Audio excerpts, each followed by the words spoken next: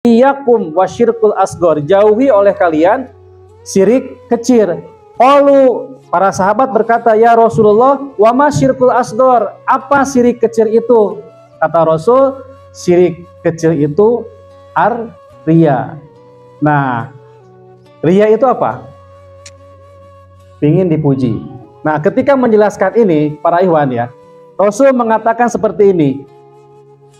Yaqulullahu ta'ala, Allah Ta'ala berfirman, yauma yuzazil ibad, ketika Allah akan mengumpulkan, akan memberi pahala kepada para hambanya, yauma yuzazil ibad bi'amalihim, akan memberi pahala dengan amal-amalnya. Jadi kita sekalian nanti akan dikumpulkan, kemudian Allah akan memberikan pahala kepada kita. Tetapi khusus untuk orang yang berbuat riya, berbuat ingin dipuji, Allah berkata seperti ini, atau Allah berfirman seperti ini. Kata Rasulullah, Allah berfirman, idhabu ilal lazina kuntum tarawnahum bi'amalikum. Ini untuk orang-orang yang riya, kata Allah nanti di akhirat nanti, idhabu, pergilah kalian, wahai orang-orang yang riya itu, kepada kuntum tarawnahum, kepada engkau ketika memperlihatkan keriaannya tersebut.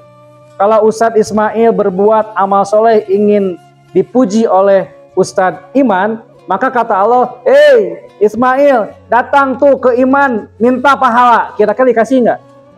Nggak akan. Nah, Allah berkata seperti ini, izhabu ya ilal ladzina kuntum tarawnahum bi amalikum, pergilah kepada orang-orang yang kamu tampakkan tuh amal kamu.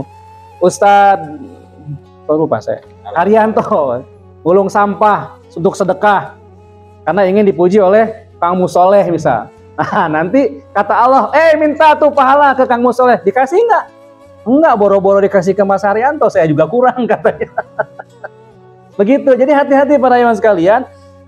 Ya, bi'amalikum fi dunya. Jadi amal-amal kita di dunia itu kalau kita ingin dipuji sama orang, nanti Allah tidak kasih pahala itu, tapi disuruh minta kepada orang yang kita inginkan pujian.